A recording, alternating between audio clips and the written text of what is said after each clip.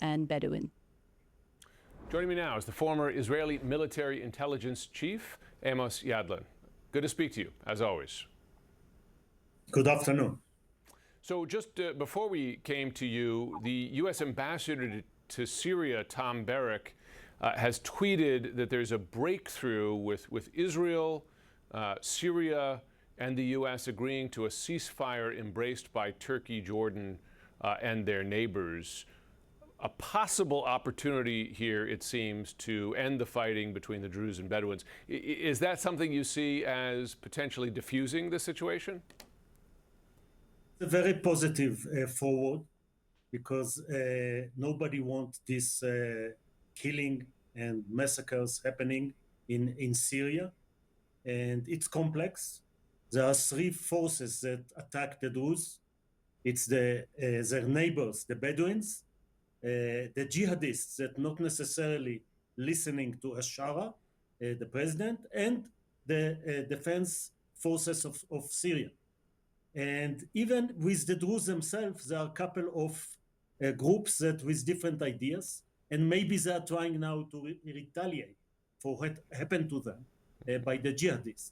So the fact that the Secretary of State took the lead and brought all the players to the table, and this is including Turkey and Israel and Jordan, is making a lot of sense.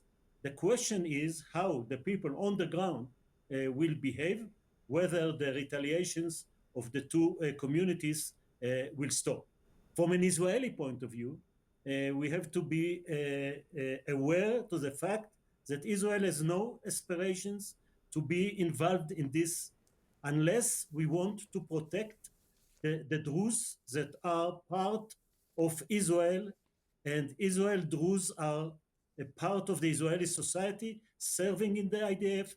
They came to fight with us after the 7th of October, and Israel will not let a massacre to happen to these Druze. But we don't want any territorial, and we don't want any war. We warned Ashara not to let his people do the massacre.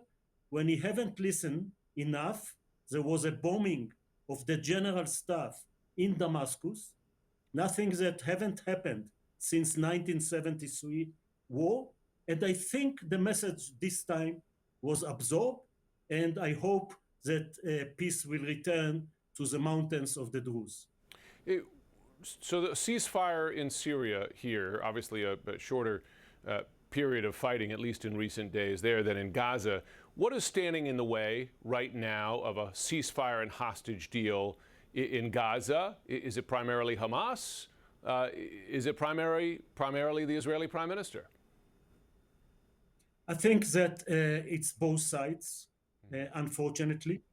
The war in Gaza was the most just war ever fought after the 7th of October massacre, but it should have been finished months ago, because Hamas was defeated, and we need to bring back the Israeli hostages that were kidnapped under the watch of this government. And not ending this war is not serving Israeli interest, not in the political arena, not in the public relation arena, and not even from a moral point of view. It's time to end the war. And Israel should put on the table a proposal to end the war, bring back all the hostages, not let Hamas be in Gaza as a military force. Gaza should not be rebuilt if Hamas will not be demilitarized. And history is not finished in 2025. If Hamas will continue to be a terror organization on our border, it will be dealt in the future. But now it's time to end the war. I'm not into the details in Doha, but it seems that the new instruction from Jerusalem are giving the negotiator a lot of leeway to maneuver towards a deal.